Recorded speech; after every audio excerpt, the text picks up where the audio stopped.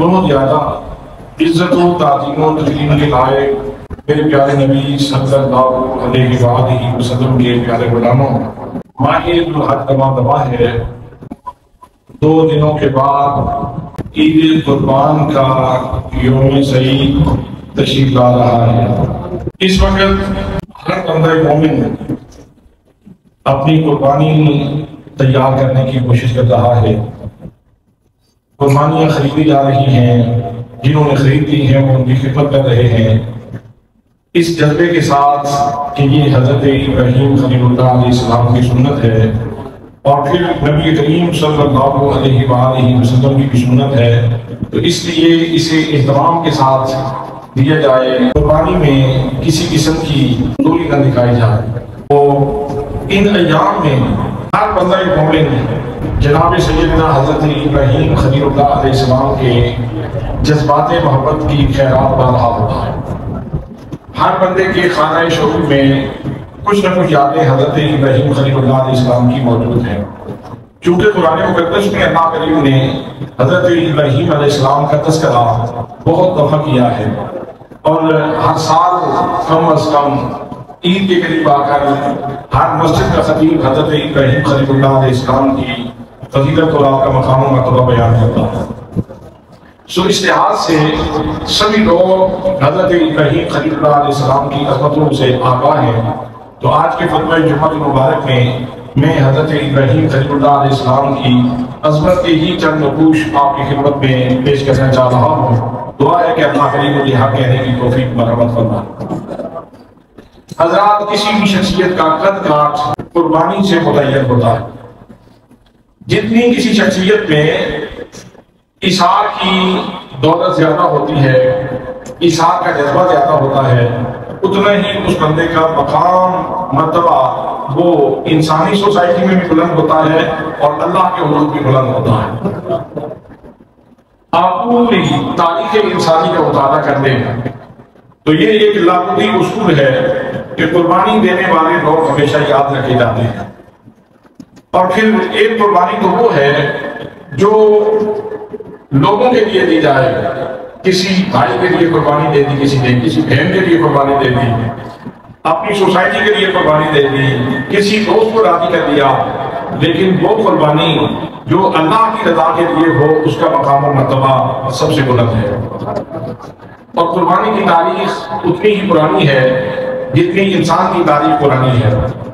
سب سے پہلے حضرت آدم علیہ السلام کے 2 بیٹوں حابیل اور قابیل نے قربانی دی۔ دونوں نے قربانی دی، قرآن پاک کہتا ہے، لیکن ایک کی قربانی قبول ہو گئی اور دوسرے کی قربانی رد ہو گئی۔ نبی مکرم صلی اللہ علیہ وسلم کی تشریف آوری سے پہلے تک یہی معمول تھا کہ جب قربانی دی جاتی تو قربانی رکھ دی جاتی اور آسمان سے آگ آتی، وہ آگے اٹھا کے اچک کے لے جاتی۔ جس کو آگ اچک لے جاتی تو اس قربانی کو قبول تصور کیا جاتا، اور جس کو آگ نہیں لے کے جاتی تھی اس کو غیر مقبول تصور کیا جاتا تھا۔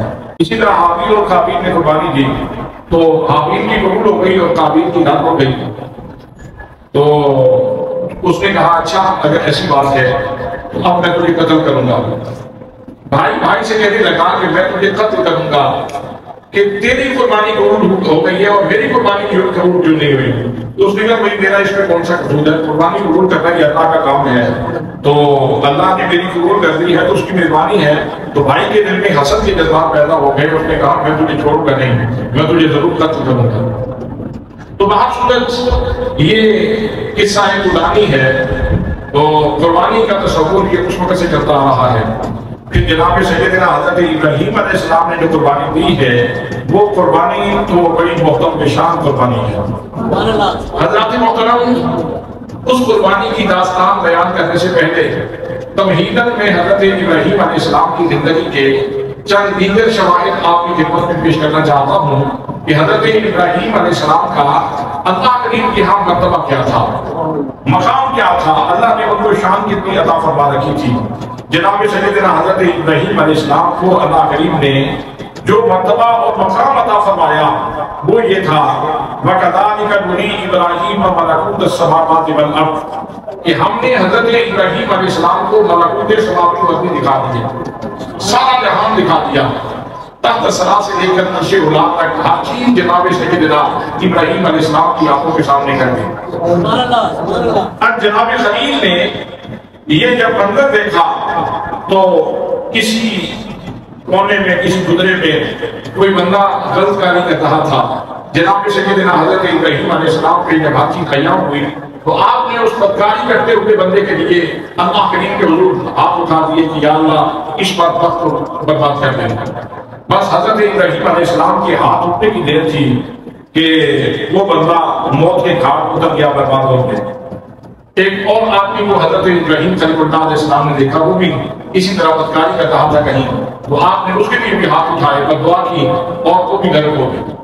اسی طرح ایک تیسرا آدمی بھی کہیں بدکاری کا شکار تھا تو اس کے لیے بھی حضرت ابراہیم علیہ السلام نے ہاتھ اٹھائے تو اللہ نے فرمایا میرے پیارے ابراہیم، میں نے معراج اس لیے تو نہیں کروائی، میں نے ملکوت سماوی و ارضی مجھے اس لیے تو نہیں دکھائے کہ تم میری مخلوق کو مٹانا شروع کر دے۔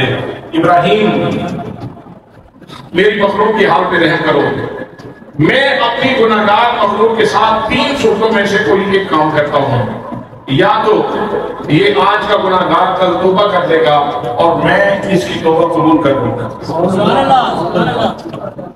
آج کا گناہگار توبہ کر لے گا اور میں اس کی توبہ قبول کر لوں گا۔ تو ایک تو صورت یہ ہے میں اپنے بندوں سے ایسا شروع کرتا ہوں، دوسری صورت یہ ہے کہ ٹھیک ہے یہ تو گناہ کر رہا ہے، اس کی اولاد میں ایسے بچے پیدا ہو جائیں گے جو میرے ذکر سے زمین کو بھر دیں گے، نیک سارے اولاد پیدا ہو جائے گی اور وہ اللہ کا ذکر کرے گی، اللہ کی تسبیح کرے گی، اللہ کی تقدیس بیان کرے گی۔ تو ابراہیم پھر اس طرح بھی میں اپنے مخلوق کے ساتھ معاملہ کرتا ہوں۔ اور تیسری صورت یہ ہے کہ اگر اس کو اسی حالت پہ برائی کے اوپر موت آ جاتی ہے تو میری مخلوق کے کل میرے دربار میں حاضر ہوگا تو میں بے نیاز ہوں، با اختیار ہوں، اگر میں چاہوں گا تو معاف کر دوں گا اور اگر چاہوں گا تو سزا دے دوں گا۔ لیکن حضرات محترم، جناب سیدنا حضرت ابراہیم علیہ السلام کا جو جذبہ خلت ہے اس نے برداشت نہیں کیا کہ اس زمین کے سینے کے اوپر بندہ نعمت خدا کی کھائے اور غلط کاریاں کرے۔ حضرات محترم، یہاں سے ایک چیز یہ بھی پتہ چلتی ہے کہ شکر ہے اللہ نے ہماری نظروں پہ حجاب ڈالے ہوئے ہیں۔ اگر یہ بندے اٹھ گئے ہوتے اور ہر چیز دوسرے کی بندے کے لیے نمایاں ہوتی تو پھر تو اس کی زندگی بھی یقین ہو جاتی اور بندے کی اپنی زندگی بھی یقین ہو جاتی۔ حضرات محترم، غلط کاری کرنے والا تو کر رہا ہے لیکن غلط کاری دیکھنا بھی تو بڑا مشکل کام ہے۔ تو یہ اللہ کریم کی حکمت ہے کہ اس نے پردے ڈالے ہوئے ہیں۔ حضرات محترم، جناب سیدنا حضرت ابراہیم خلیل اللہ علیہ السلام کو اللہ کریم نے یہ مقام دوستی اور مقام خلت عطا فرمایا کہ اللہ کریم نے ہر چیز حضرت ابراہیم خلیل اللہ علیہ السلام کے سامنے تیار کرنا ہے۔ یہاں ایک چیز میں یہ بھی عرض کروں کہ حضرت ابراہیم علیہ السلام کے بہت سارے واقعات ایسے ہیں جو نبی مکرم صلی اللہ علیہ وسلم کی شانوں کی تمہید ہیں۔ حضور صلی اللہ علیہ وسلم کی شانوں کو سمجھنے میں وہ ایک واسطہ اور ذریعہ بن سکتی ہیں۔ مثال کے طور پہ میں نے پچھلے جمعہ مبارک میں آپ کی خدمت میں عرض کیا تھا کہ حضرت ابراہیم علیہ السلام پہ گلدار ہو گئی آگ گلدار ہو گئی۔ اللہ نے فرمایا قلنا یا نار کونی بردا وسلاما علی ابراہیم۔ تو یہ ایک مسئلے کا حل تھا جو سیرت مصطفیٰ میں لوگوں کو پیش آنا تھا، وہ یہ تھا کہ نبی مکرم صلی اللہ علیہ وسلم معراج کی رات قرۂ ناری سے کیسے گزر گئے، قرۂ ناری سے کیسے گزر گئے۔ راستے میں اتنا بڑا قرہ آتا ہے آپ کا، نبی پاک صلی اللہ علیہ وسلم قرۂ ناری سے کیسے گزرے، تو اللہ کریم نے اس کی تمہید جناب سیدنا حضرت ابراہیم علیہ السلام کی زندگی میں رکھ دی کہ وہ خداوند قدوس جو جناب سیدنا ابراہیم علیہ السلام کو آگ میں بچا سکتا ہے وہ اپنے محبوب کو قرۂ ناری سے بھی گزار سکتا ہے۔ اسی طرح وَكَذَلِكَ نُرِي إِبْرَاهِيمَ مَلَكُوتَ السَّمَاوَاتِ وَالْأَرْضِ، یہ حضرت ابراہیم علیہ السلام کی شان ہے لیکن شان مصطفیٰ کی تمہید بھی ہے، شان مصطفیٰ صلی اللہ علیہ وسلم کی یہ تمہید بھی ہے۔ حضرات محترم، میرے آقا کریم صلی اللہ علیہ وسلم کی شان اللہ نے قرآن میں بیان فرمائی۔ میرا رب ارشاد فرماتا ہے، فرمایا یا ایھا النبی، اے غیب کی خبریں دینے والے، انا ارسلناک का शाहिदा, और मेरे महबूब ग्रामी, मैंने तुझे सारी कायनात के लिए शाहिद बना करके भेजा है। मेरे प्यारे महबूब सल्लल्लाहु अलैहि वसल्लम, मेरे नबी तुम सारी कायनात के शाहिद हो, तख्त सरा से लेकर अर्श उला तक हर हर चीज के शाहिद हो। अल्लाह के मोहतरम, शाहिद वो होता है जो मुशाहदा करने वाला हो और वहां मौजूद लोगों की बातें भी सुनने वाला हो और उनकी बातें समझने वाला भी हो। अल्लाह के मोहतरम, तुम नबी करीम सल्लल्लाहु अलैहि वसल्लम के शान में ये बड़ी नुमायां बात थी। अल्लाह करीम ने इसकी तमहीद जनाब सैयदना इब्राहीम खलीलुल्लाह अलैहि सलाम की जिंदगी में दिखा दी। फरमाया वकज़ालिका नुरी इब्राहीम मलकूत अस्समावाति वल अर्द। फरमाया हमने इसी तरह जनाब सैयदना इब्राहीम खलीलुल्लाह अलैहि सलाम को मलकूत समावी वाती दिखा दी है। और लोगों वो खुदा बंदे कुद्दूस जो जनाब सैयदना इब्राहीम खलीलुल्लाह अलैहि सलाम को बतौर मौजूदा तमाम मलकूत समावात को अर्ज दिखा सकता है, वो खुदा बंदे कुद्दूस अपने नबी को शाहिद बनाकर सारे कायनात का मुशाहदा भी करवा सकता है। तो जब ये बात होगी कि हुजूर सल्लल्लाहु अलैहि वसल्लम शाहिद कैसे हो सकते हैं, तो इससे पहले फिर ये दलील दी जा सकती है कि वो रब जो हजरत इब्राहीम को मलकूत समावी वर्ती निकाल सकता है। सुभान अल्लाह, कहें सुभान अल्लाह। ये दिन तस्बीहात के दिन हैं, ये तकबीरात के दिन हैं, ये तकदीसात के दिन हैं, ये अल्लाह की किबरियाई बयान करने के दिन हैं, ये अल्लाह की पाकी बयान करने के दिन हैं। अल्लाह करीम को इन दिनों में जो सबसे ज्यादा पसंदीदा बात है वो ये है कि अल्लाह की तारीफ की जाए। तो दोस्ताने मोहतरम, शान इब्राहीम है लेकिन उसमें शान मुस्तफा की तमहीद है, और शान मुस्तफा सल्लल्लाहु अलैहि वसल्लम आशका होती है, और उसके लिए समझाने के लिए जनाब सैयदना हजरत इब्राहीम अलैहिस्सलाम की जिंदगी के उस वाक़या को बतौर दलील पेश किया जा सकता है। हज़रात मोहतरम, जनाब सैयदना इब्राहीम खलीलुल्लाह अलैहिस्सलाम की जिंदगी का ये भी खूबसूरत वाक़या है। जनाब खलील गुजर रहे हैं, कहीं दरिया के किनारे से गुजरे, नहर के किनारे से गुजरे, एक जानवर मरा हुआ पड़ा है, कुछ आबी जानवर भी उसको खा रहे हैं, कुछ दरिंदे भी उसको खा रहे हैं। जब दरिंदे साइड पे हो जाते हैं तो फिर गोश्त लौटने वाले परिंदे आ जाते हैं, वो खाना शुरू कर देते हैं। जनाब सैयदना इब्राहीम खलीलुल्लाह अलैहि सलाम ने अर्ज़ की, ए मेरे अल्लाह परवरदिगार आलम, या अल्लाह एक सवाल है मेरा, रब्बी आरिनी कैफ़ तुह्यिल मौता, या अल्लाह मुझे दिखा तू मुर्दों को जिंदगी कैसे अता फरमाता है, तू मुर्दों को जिंदा कैसे करता है। रब्बी आरिनी कैफ़ तुह्यिल मौता, आगे से इरशाद होता है, फरमाया क़ाला अवलम तुमिन, फरमाया मेरे प्यारे इब्राहीम क्या तुम इसके ऊपर ईमान नहीं रखते। जनाब सैयदना इब्राहीम अलैहिस्सलाम अर्ज़ करते हैं, क़ाला बला, क्यों नहीं मेरे अल्लाह, मैं इसके ऊपर यकीन रखता हूँ, लेकिन यकीन के दर्जे में इजाफा करना चाहता हूँ। वलाकिन लियत्मइन्ना क़ल्बी, ऐ मेरे अल्लाह, मैं अपनी आंखों से देख के अपने दिल के इत्मीनान में इजाफा करना चाहता हूँ। अब हजरत खलील अलैहिस्सलाम ने ये मामला पेश कर दिया, ये इल्तिजा कर दी, ये मुनाजात पेश कर दी कि परवरदिगार आलम को मुर्दों को जिंदा कैसे करता है। रब्बी आरिनी कैफ़ तुह्यिल मौता, क़ाला अवलम तुमिन, क़ाला बला वलाकिन लियत्मइन्ना क़ल्बी। अब अल्लाह करीम ने इरशाद फरमाया, फ़क़ाला फ़ख़ुज़ अर्बअतम मिनत तय्र, फरमाया मेरे प्यारे इब्राहीम 4 परिंदे ले लो, फसुलहुन्ना इलैका, इन परिंदों को अपने साथ जरा मामूज कर लो। सुम्मा जअल अला कुल्ली जबलिन मिनहुन्ना जुज़अन, फरमाया इब्राहीम इनका कीमा कर लो, इनका गोश्त कर लो, इनकी गर्दनें अपने पास रख लो, इनका कीमा करके इनका एक-एक जुज़ मुख्तलिफ पहाड़ों के ऊपर रख दो। सुम्मा जअल अला कुल्ली जबलिन मिनहुन्ना जुज़अन सुम्मा दुहुन्ना यातीनका साया, फरमाया मेरे प्यारे इब्राहीम फिर ان کو پکار لگاؤ، ان کو یاد کرو، ان کو آواز لگاؤ، ان پرندوں کو پکارو۔ میرے پیارے ابراہیم دیکھنا، جب تم ان کو پکارو گے تو یہ دوڑتے ہوئے تمہاری خدمت میں حاضر ہو جائیں گے۔ حضرات محترم، یہاں سے بھی بہت ساری چیزیں واضح ہوتی ہیں۔ ایک تو اللہ کریم کی قدرت و جلالت واضح ہوتی ہے کہ اللہ کریم اس بات پہ قادر ہے کہ مردوں کو زندہ فرما دے، مردوں کو زندہ فرما دے۔ اور یہ ایک بہت بڑا کوسچن تھا، بہت بڑا سوال تھا۔ اگر آپ قرآن مقدس کو عمیق نظر سے پڑھیں تو تمام انبیاء کرام کی گفتگو میں دو چیزیں قدر مشترک ہیں۔ ہر دور کے کافروں نے دو چیزوں کے سلسلے میں بڑا جو ہے وہ ضد کی ہے، بڑا انکار دکھایا ہے، اور وہ ایک اللہ کی توحید ہے، بتوں کی پوجا، غیر اللہ کی پوجا کرنا۔ یہ ہر دور کے نبی نے اس کے اوپر توجہ دی اور لوگوں کو اس سے بچانے کی کوشش فرمائی۔ اور دوسرے نمبر پہ آخرت کے اوپر لوگوں کا ایمان قائم نہیں ہوتا تھا، آخرت کے اوپر لوگوں کا ایمان قائم نہیں ہوتا تھا۔ یہ کیسے ہو سکتا ہے؟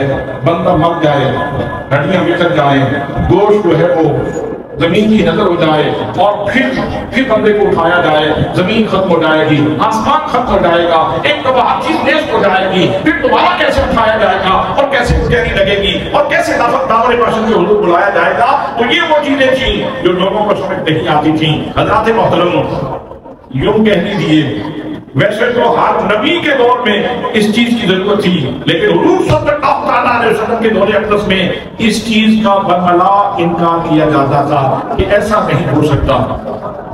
اہل مکہ مکے کے 12 راستوں میں اپنے گماشتے بٹھا دیتے، اور ان کے بٹھانے کا مقصد یہ تھا کہ جس راستے سے بھی بندہ آئے تو تم نے ان کو بریفنگ دینی ہے، ان کو بریف کرنا ہے کہ ہمارے شہر میں ایک جادوگر پیدا ہو گیا ہے، تو وہ عجیب و غریب باتیں کرتا ہے، تو تم ذرا اپنے آپ کو بچا کے رکھنا۔ وہ لات کی مخالفت کرتا ہے، مناف کی مخالفت کرتا ہے، اس حکم کی مخالفت کرتا ہے، کیونکہ وہ رسیہ تھے بتوں کی پوجا کے، وہ رسیہ تھے آپ کی پوجا کے، وہ رسیہ تھے معبودان باطلہ کی پرستش کرنے کے، تو اس لیے گماشتے راستے میں بٹھا دیے جاتے، اور انہیں کہا جاتا کہ جو بھی بندہ آئے تو اس کو بریف کرنا ہے کہ ہمارے شہر میں ایک جادوگر پیدا ہو گیا ہے، تو لوگ اپنے آپ کا خیال رکھیں۔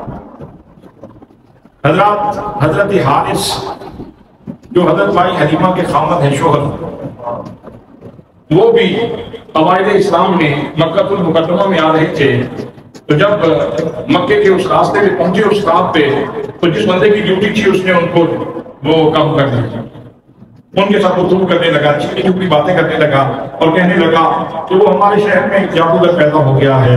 تو حارث نے پوچھا کون، بیٹا کس کا ہے؟ تو جب بیٹا بتایا گیا کہ عبد المطلب کا پوتا ہے، حضرت عبداللہ کا بیٹا ہے، ماں کا نام آمینہ ہے، اس نے کہا اچھا وہ ہمارا محمد،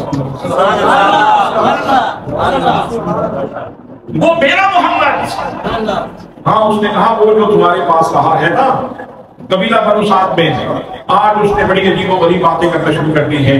وہ کہتا ہے کہ اللہ کریم وحدہ لا شریک ہے، اور لا تو منات کوئی چیز نہیں، یہ بت و حکم کوئی حقیقت نہیں، یہ سورج اور چاند کی پوجا یہ درست نہیں، یہ معبودان باطلہ کی پوجا درست نہیں ہے، اور ساتھ میں یہ بھی کہتا ہے کہ قیامت آئے گی، ہر چیز کو پھر ایک دفعہ زندہ کیا جائے گا، اور پھر اللہ کی بچینی لگے گی، اور پھر سب کو اپنے نامہ اعمال لے کے اللہ کو حضور حاضر ہونا ہوگا۔ اس طرح کی باتیں وہ کرتا ہے۔ تو حضرت حارث کہنے لگے میرے محمد کی شان تو بڑی انوکھی تھی، میں تمہارے اوپر اتنی جلدی یقین نہیں کر سکتا، میں ملاقات کروں گا، ملاقات کے بعد پھر فیصلہ کروں گا، اس لیے کہ جس محمد کو میں جانتا ہوں اس محمد کی شان تو یہ ہے کہ جب وہ چلتا تھا دھوپ میں تو بادل اس کے اوپر سایہ کیا کرتے تھے۔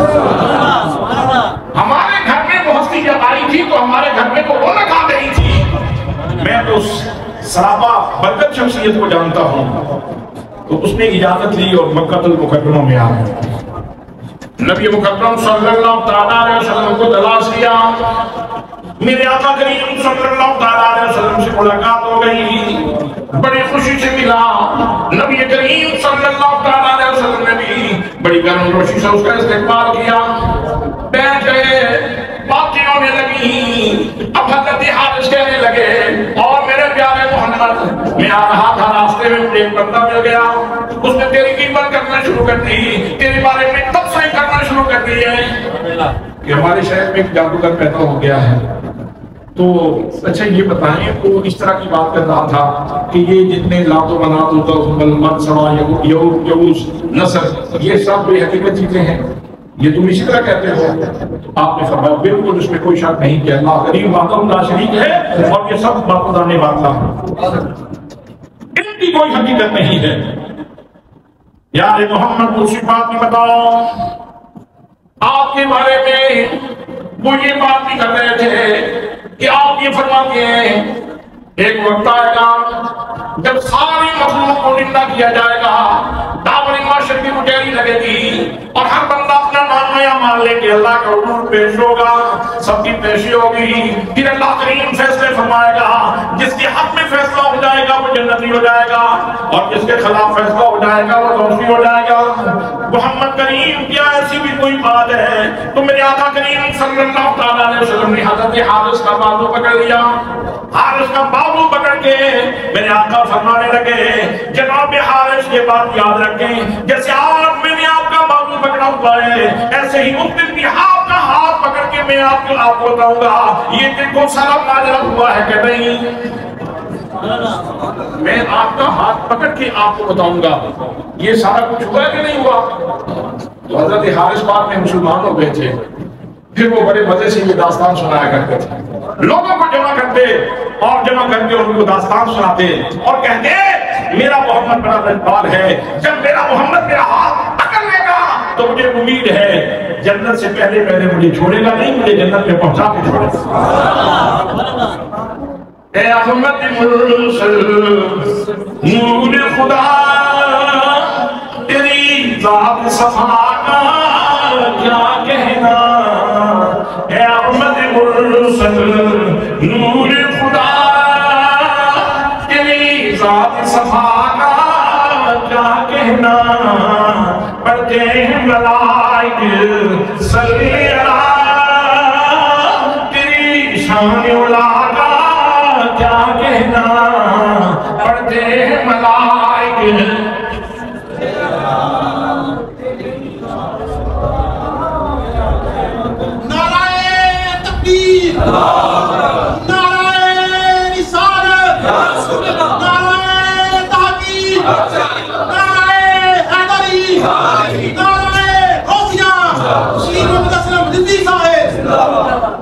تسی سارے زندہ باد، جڑے جاگتے ہیں وہ بھی زندہ باد، جڑے نیند فرما رہے وہ بھی زندہ باد۔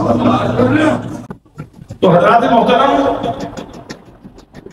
یہ بہت بڑا عنوان ہے نبی کریم صلی اللہ علیہ وسلم کی گفتگو کا۔ آپ نے 23 سال اس بات کے اوپر محنت کی ہے کہ لوگوں کو عقیدہ آخرت سمجھ آ جائے، عقیدہ آخرت سمجھ آ جائے۔ آج ہمارے اندر جتنی بھی اعتراضیاں ہیں، جتنی کمزوریاں ہیں، اصل میں عقیدہ آخرت کی کمزوری کی وجہ سے۔ جس بندے کو جواب نہیں کا تصور موجود ہو، جس کو پتا ہے زندگی چند روزہ ہے، پھر آخر میں نے اس کام کو پانی سے چلے جانا ہے اور جو کروں گا کل اللہ کے حضور لے کے حاضر ہونا ہے، نامہ اعمال میں سب کچھ لکھا ہوا ہوگا، تو وہ تو بڑی احتیاط کے ساتھ زندگی گزارتا ہے۔ بس اس عقیدے کو پختہ کرنے کی ضرورت ہے کہ یہ جہان فانی ہے اور اللہ کریم اس بات پہ قادر ہے کہ کل میری ہڈیوں کو اور میرے جسم کو جمع فرمائے گا، مجھے زندہ کرے گا اور پھر مجھے اپنی بارگاہ میں حاضر کرے گا۔ تو حضرات محترم یہ ایک بہت بڑا عقیدہ تھا جس کے اوپر نبی کریم صلی اللہ علیہ وسلم نے 23 سال گزارے تھے اور اس کو تمہید کے طور پہ جناب سیدنا حضرت ابراہیم خلیل اللہ علیہ السلام کی زندگی میں رکھ دیا۔ جناب سیدنا ابراہیم خلیل اللہ علیہ السلام آپ عرض کرتے ہیں میرے مالک تو کیسے زندہ کرے گا مردوں کو، کیسے مردوں کو زندہ کرے گا؟ اس جہان رنگوں میں یہ تمہید تھی کہ اللہ کریم اس بات پہ قادر ہے کہ مردوں کو زندہ فرما سکتا ہے۔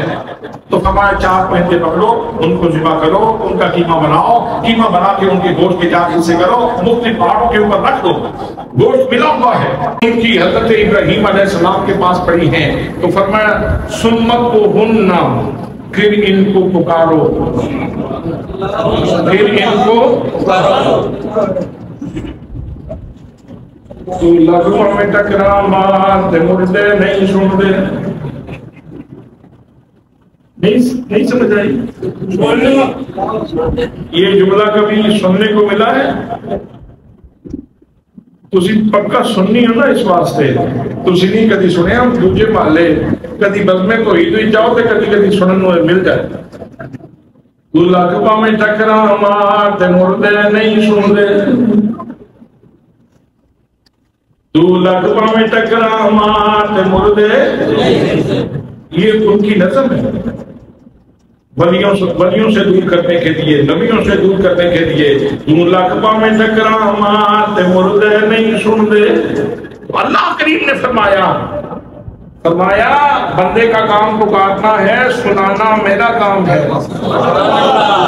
سنانا قبرستان میں جاتے ہیں تو جا کے جیسے ہی قبرستان میں انٹری ہوتی ہے تو سب سے پہلا جملہ کیا بولتے ہو السلام علیکم یا اہل القبور اے قبروں میں موجود مسلمانوں تمہارے لیے سلامتی ہو تمہارے اوپر سلام ہو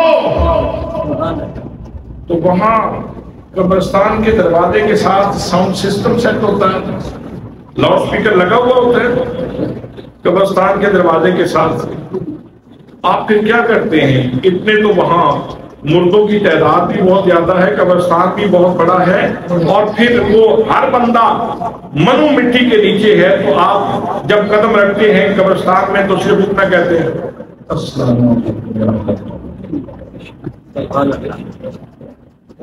السلام علیکم یا انتم لنا سلفین وَإِنَّا إِنشَاءَ اب ہمارے سلف ہو اور عنقریب ہم بھی تم سے ملنے والے یہ کہتے ہیں اور سلو آواز میں کہتے ہیں سنتے ہیں کہ نہیں سنتے تعلیم کس کی ہے تلقین کس کی ہے نصیحت کس کی ہے سکھایا کس نے سمجھایا کس نے پڑھایا کس نے آمینہ کے لال نے نبی بے مثال نے نبی کریم صلی اللہ علیہ وسلم کی تعلیم ہے کہ قبرستان میں جاؤ تو یوں کہو السلام علیکم یا اہل القبور تو اس کا مطلب یہ ہے پہلے بھی وہ سنتے تھے لیکن جب اس دنیا میں تھے تو 4 انچ کے پردے کے پیچھے بھی نہیں سنتے تھے لیکن وہاں گئے تو ان کی اس قوت کو بڑھا دیا گیا ہے ان کی اس قوت کو سننے کی قوت کو بڑھا دیا گیا ہے آپ منو مٹی کے نیچے جب ادھر سے آپ جاتے ہیں آپ ایک دفعہ السلام علیکم یا اہل القبور کہتے ہیں قبرستان والے سارے سنتے ہیں تو جب عام قبر والے کی پوزیشن یہ ہے تو پھر اللہ کے ولی کی پوزیشن کیا ہوگی جب ولیوں کی پوزیشن یہ ہے تو پھر اللہ کے نبی کی شان کیا ہوگی حضرات محترم یہ ایک مسئلہ تھا جو حضرت ابراہیم علیہ السلام کی زندگی میں حل کیا گیا فرمایا میرے ابراہیم 4 پرندے ہو ان کو ذبح کرو ان کا قیمہ بناؤ ان کو پہاڑوں کی چوٹیوں کے اوپر رکھ دو پھر ان کو پکارو اگر مردہ کو پکارنا شرک ہوتا تو پیغمبر کبھی شرک نہیں کر سکتا پیغمبر کبھی شرک آدھے بول رہے ہیں آدھے نہیں بول رہے پیغمبر کبھی شرک پھر حضرت خلیل جن کی ساری زندگی شرک کے توڑنے پہ گزر گئی نمرود جیسے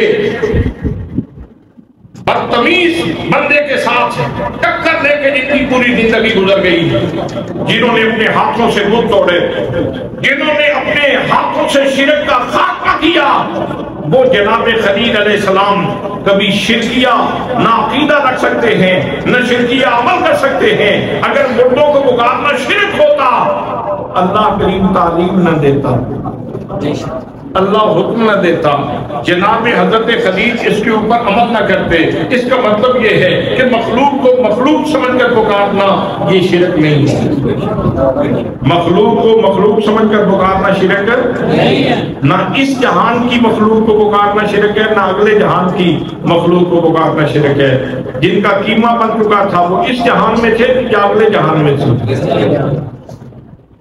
جن کا قیمہ بن گیا جن کے چھوٹے چھوٹے ذرے کر دیے گئے، پیس بنا دیے گئے، حضرات محترم اس جہان میں ہیں یا اگلے جہان میں ہیں، وہ تو جہان کراس کر گئے۔ تو جناب سیدنا ابراہیم خلیل اللہ علیہ السلام سے یہ ارشاد فرمایا جا رہا ہے، سمت اوہنہ، میرے ابراہیم تم ان کو پکارو، یا تینا کا سایہ، یہ دوڑتے ہوئے تمہاری خدمت میں حاضر ہو جائیں۔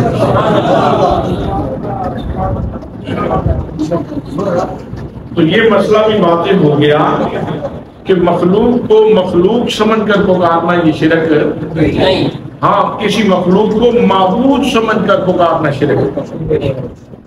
وہ چاہے زندہ کو پکارا جائے تب بھی شرک ہے، چاہے کسی مردہ کو پکارا جائے تب بھی شرک ہے۔ معبود سمجھ کے پکاریں گے تو شرک ہوگا، مخلوق کو مخلوق سمجھ کے پکاریں تو شرک نہیں ہوتا۔ حضرات محترم، یہ نقشہ بھی اللہ کریم نے جناب ابراہیم علیہ السلام کی زندگی میں دکھا دیا، اور جناب سیدنا ابراہیم خلیل اللہ علیہ السلام نے اپنے بیٹے کی قربانی 2 دفعہ دی ہے۔ پہلی دفعہ تو اس وقت جب حضرت ہاجرہ کو اللہ نے بیٹا دیا تو حضرت سارہ کے دل میں حسد پیدا ہو گیا۔ انہوں نے کہا ان کو ٹھکانے لگاؤ، ان کو دور کہیں چھوڑاؤ۔ اب جناب ابراہیم علیہ السلام اللہ کے پیغمبر ہیں، وحی کا انتظار کرنے لگے۔ اللہ کریم نے جبریل امین کو بھیج دیا، فرمایا میرے پیارے خلیل، جس طرح سارا کہتی ہے ان کی بات مان لو، اور جناب ہاجرہ کو فلاں مقام پہ چھوڑاؤ۔ براق حاضر کیا گیا، شام سے جناب ابراہیم علیہ السلام نے اپنی بیوی کو بھی براق کے اوپر بٹھایا، جناب اسماعیل علیہ السلام کو بھی براق کے اوپر بٹھایا، اور ان کو وادی غیر کی طرف میں چھوڑ کے آنے لگے۔ جب چھوڑ کے آنے لگے تو جناب ہاجرہ بول پڑی، کہنے لگی اِلَىٰ مَن تَكِلُنَا یا ابراہیم، اے جناب ابراہیم خلیل اللہ، ہمیں یہاں کس کے سپرد کر کے جا رہے ہو؟ یہاں تو کوئی متنفس موجود ہی نہیں، نہ انسان موجود ہے، نہ کوئی جانور یہاں موجود ہے، ہمیں کس کے سپرد کر کے جا رہے ہو؟ جناب ابراہیم نے کوئی جواب نہیں دیا۔ پھر جناب ہاجرہ نے سوال کیا، اِلَىٰ مَن تَكِلُنَا یا ابراہیم، اے ابراہیم ہمیں کس کے سپرد کر کے جا رہے ہو؟ پھر بھی کوئی جواب نہیں آیا۔ جناب ہاجرہ نے تیسری دفعہ سوال کر دیا، اِلَىٰ مَن تَكِلُنَا یا ابراہیم، اے ابراہیم ہمیں کس کے سپرد کر کے جا رہے ہو؟ جب جواب نہیں آیا تو جناب ہاجرہ کہنے لگی، اور جناب خلیل اللہ کے پیارے پیغمبر یہ بتاؤ کیا اللہ کی منزل سے چھوڑے جا رہے ہو؟ تو جناب ابراہیم خلیل اللہ علیہ السلام نے اپنے سر سے اشارہ فرمایا، تو حضرت ہاجرہ کہنے لگی اگر اللہ کا حکم ہے تو پھر ہم یہاں رہنے کے لیے تیار ہیں، پھر ہمارا رب ہمیں ہدایت نہیں فرمائے گا۔ حضرات محترم، جناب ابراہیم جو اٹھا کر پانی کی دے کے گئے تھے، جو زنبیل کھجوروں کی دے کے گئے تھے، وہ تو چند دنوں کے بعد ختم ہو گئے۔ ہاں ایک بات ضرور ہے کہ جب ان کو چھوڑ کے پہاڑ کی کوٹ کے پیچھے ہو گئے تو وہاں کھڑے ہو کے ایک دفعہ دعا کر دی۔ جناب ابراہیم خلیل اللہ علیہ السلام نے دعا کی، ربنا انی اسکنت من ذریتی بواد غیر ذی زرع عند بیتک المحرم ربنا لیقیموا الصلاۃ فاجعل افئدة من الناس الیہم وارزقہم من الثمرات لعلهم یشکرون۔ جناب ابراہیم خلیل اللہ علیہ السلام جگر کا ٹکڑا چھوڑ کے جا رہے تھے، بڑھاپے کی اولاد چھوڑ کے جا رہے تھے، اللہ کی بارگاہ میں ہاتھ اٹھا کے عرض کرتے ہیں، اے میرے اللہ میں اپنی ذریت کو یہاں چھوڑ کے جا رہا ہوں، میرے حرمت والے گھر کے پاس چھوڑ کے جا رہا ہوں، یا اللہ لوگوں کے دلوں کو ان کی طرف پھیر دے اور ان کو پھلوں میں سے سے ایسا رزق عطا فرما یا اللہ تاکہ یہ ساری زندگی تیرے شاگرد بن کے زندگی گزارے۔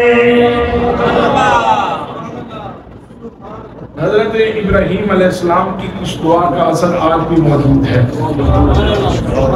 دنیا کے جس کونے میں کوئی پھل پیدا ہوتا ہے اور کسی منڈی میں نظر آئے یا نہ آئے، مکہ کی منڈی میں ضرور نظر آئے۔ جو لوگ وہاں حاضر ہوئے ہیں، جن کو وہاں جانے کی سعادت حاصل ہوئی ہے، وہ جانتے ہیں کہ دنیا میں پیدا ہونے والا ہر پھل مکہ المکرمہ کی منڈی میں، مکہ المکرمہ کے بازار میں ضرور ملے گا۔ اللہ سے محترم کیوں نہ ملے؟ اللہ کے خلیل نے دعا کی، اللہ کے خلیل نے دعا کی ہے۔ پھر وہ چھاگل پانی کی ختم ہو گئی اور کھجوریں بھی ختم ہو گئی۔ اب جب حضرت اسماعیل علیہ السلام سوکھے ہونٹ اور ان کے اوپر زبان ملنے لگے، بیٹا پیاس سے نڈال ہے، ماں بھی پیاس سے پریشان ہے، اب ماں کی ممتا کہاں تک برداشت کر سکتی ہے؟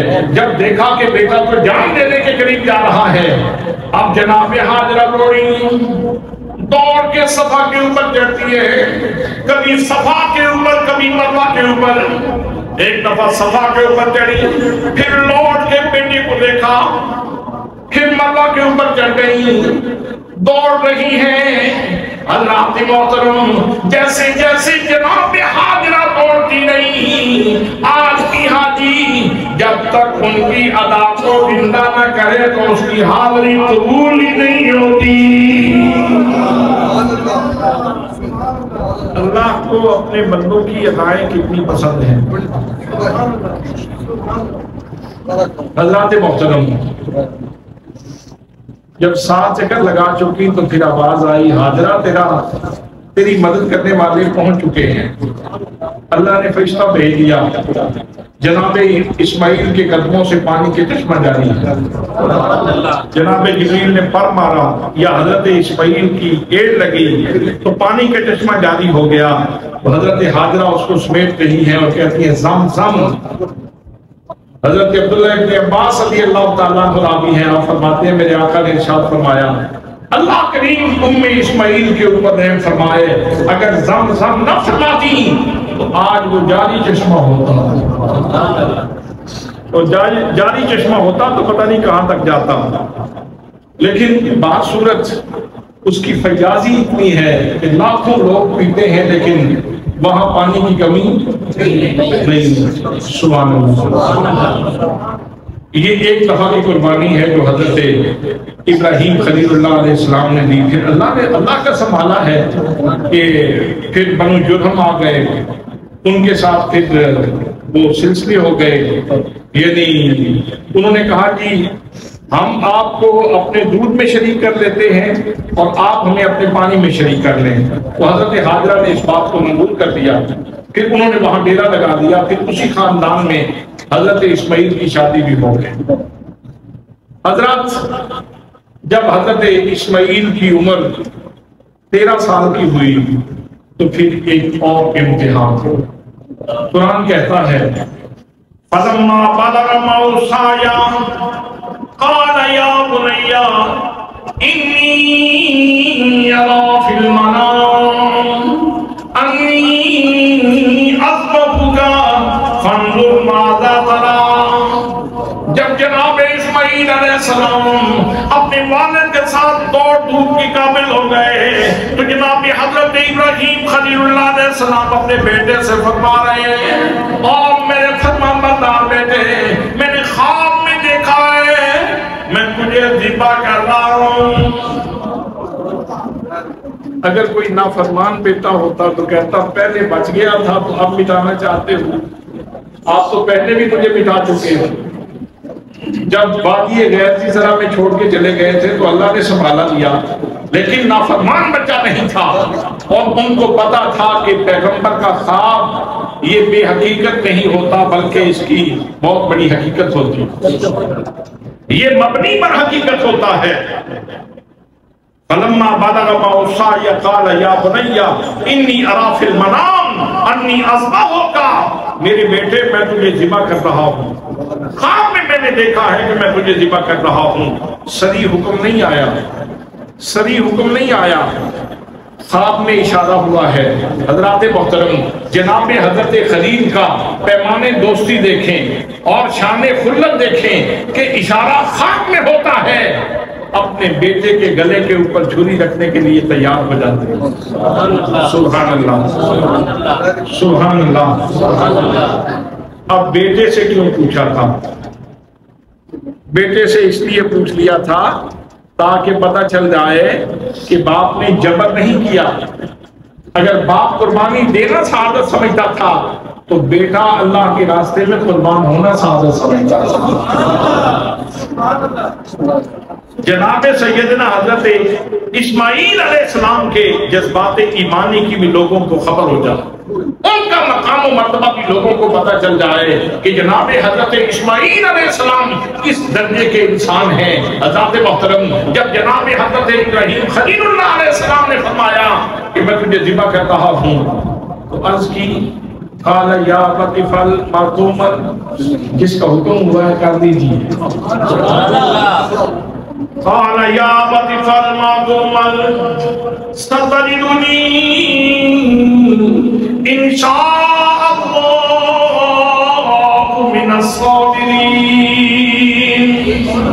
فرمایا میرے پیارے ابا جان، آپ جو حکم ہوا ہے اس کے اوپر عمل کر دیجئے، اب قریب اللہ نے چاہا تو آپ مجھے صبر کرنے والا پائیں گے۔ حضرات محترم، یہ پیغمبر کا کمال دیکھو، اگر صبر کے درجے کو بھی پا لیتے ہیں تو پھر بھی اس کو منسوب اللہ کی ذات کی طرف کر رہے ہیں۔ میں اگر صبر دکھا دوں تو یہ اللہ کا کرم ہے، اس نے چاہا تو مجھے صبر کرنے والا اس نے چاہا تو آپ مجھے صبر کرنے والا پائیں گے۔ یہ میرے رب کی مشیت کے اوپر ہے، میرا رب جیسا چاہے گا ویسا ہوگا۔ یہ ہے وہ توحید کا تصور جو ایک اللہ کے بندے کے دل میں ہوتا ہے۔ حضرات محترم، اب اپنے ابا جان کی خدمت میں عرض کی، حضور بڑھاپے کی اولاد ہوں، چھری ذرا تیز کر لیں، مجھے ذرا منہ کے بل لٹا لیں، اپنی آنکھوں سے میرے چہرے کے بدلتے اثرات دیکھ کے کہیں آپ اس عادت سے رہ نہ جائیں، میرے گلے کے اوپر چھری رکھ لیں، منہ کے بل مجھے لٹا لیں اور مجھے باندھ لیں تاکہ آپ اس عادت سے رہ نہ جائیں۔ آپ وہ ساری باتیں پوری کی جا رہی ہیں تو ساتھ عرض کی کہ آنکھوں پہ پٹی بھی باندھ لیں۔ پٹی باندھی، چھری چلائی، پورے ذوق سے چلانے کی کوشش کی، چھری نہیں کاٹتی، پٹی نیچے کی، چھری پتھر کے اوپر ماری، پتھر دو ٹکڑے ہو گیا۔ فرمایا چھری کیا کرتی ہے؟ پتھر کو کاٹتی ہو اور میرے اسماعیل کے نرم و گلاب گلے کو نہیں کاٹتی۔ تو کہتے ہیں چھری نے کہا جناب یہ بتائیں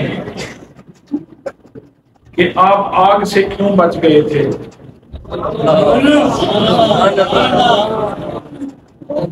اللہ نے فرمایا تھا آگ میرے ابراہیم پہ ٹھنڈی ہو جانا اور سلامتی والی ہو جانا۔ جناب وہ تو آگ کو ایک دفعہ کہا گیا تھا، مجھے تو 70 مرتبہ کہا گیا ہے۔ اگر اسماعیل کو نقصان پہنچایا تو دوزخ میں جلے گی، کیسے کاٹوں؟ پیغمبر نے پھر پٹی اوپر کی اور چھری جب تیز کی، پیغمبر جلال میں ہے کہ میرے رب کے ارادے کے سامنے یہ رکاوٹ کیوں بن رہی ہے، میرے رب کے حکم کے سامنے یہ رکاوٹ کیوں بن رہی ہے؟ اور اللہ نے فرمایا جبریل پیغمبر جلال میں ہے، جلدی دمبا لے کے پہنچو، جلدی دمبا لے کے پہنچو۔ آپ حضرت جبریل امین جنت سے دمبا لے کے آئے، مینڈا لے کے آئے، حضرت اسماعیل کی جگہ پہ اس کو لٹا دیا اور حضرت اسماعیل کو پاس کھڑا کر دیا۔ اب چھری چل گئی، پٹی نیچے کی، فرشتہ پاس کھڑا ہے، وَنَادَيْنَاهُ أَن يَا إِبْرَاهِيمُ قَدْ صَدَّقْتَ الرُّؤْيَا إِنَّا كَذَلِكَ نَجْزِي الْمُحْسِنِينَ۔ ہم نے ندا دی اے ابراہیم تو نے خواب سچ کر دکھایا، تو نے خواب سچ کرنے میں کوئی کمی نہیں چھوڑی، یہ تو میری قدرت ہے کہ میں نے اس مریض کو بچا لیا ہے۔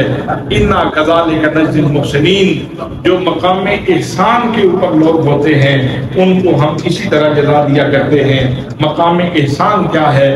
مقام احسان یہ ہے ان تعبد اللہ کانک تراہ فإن لم تکن تراہ فإنہ یراک، کہ یا تو اس مقام پہ رہو کہ اللہ کے جلووں کو دیکھو، یا پھر اس مقام پہ رہو کہ یہ تصور پختہ رہے کہ میرا رب مجھے دیکھ رہا ہے، میرا رب مجھے دیکھ رہا ہے، اس تصور پہ رہو۔ یہ ہے مقام احسان، اللہ کریم اسی طرح احسان والوں کو جزا دیتا ہے۔ عید والے دن سب سے زیادہ اللہ کا جو پسندیدہ عمل ہے وہ خون بہانا ہے، یاد رکھنا، خون بہانا اللہ کو سب سے زیادہ پسند ہے۔ آج بعض لبرل قسم کے لوگ عجیب و غریب فلسفے پیش کر رہے ہیں کہ جی غریبوں کو ویسے پیسے دے دیں، جانور ذبح کرنے کی کیا ضرورت ہے؟ ایسی بات نہیں ہے۔ اللہ کو اپنے پیغمبر کی ادا بڑی عزیز ہے، اس لیے قربانی دینا یہ سب سے پسندیدہ عمل ہے۔ اور آقا کریم صلی اللہ تعالیٰ علیہ وسلم نے ارشاد فرمایا سمّوا ضحایاکم فإنھا علی الصراط مطایاکم، اپنی قربانیوں کو موٹا کیا کرو، یہ پل صراط کے اوپر تمہاری سواریاں ہوں گی۔ غریب سوچنے لگے ہمارا کیا بنے گا، غریب سوچنے لگے ہمارا کیا بنے گا، تو میرے آقا کریم صلی اللہ تعالیٰ علیہ وسلم نے مدینہ میں 10 سال زندگی گزاری، ہر سال قربانی دی۔ آپ اپنی طرف سے بھی قربانی دیتے اور اپنی امت کی طرف سے بھی قربانی دیتے، تاکہ غریب یہ نہ سوچیں کہ امیروں نے تو قربانی دے دی تو ان کا تو اہتمام ہو گیا، انتظام ہو گیا، ہمارا کیا بنے گا۔ حضرات محترم، یہ آقا کریم صلی اللہ تعالیٰ علیہ وسلم کی مہربانی ہے۔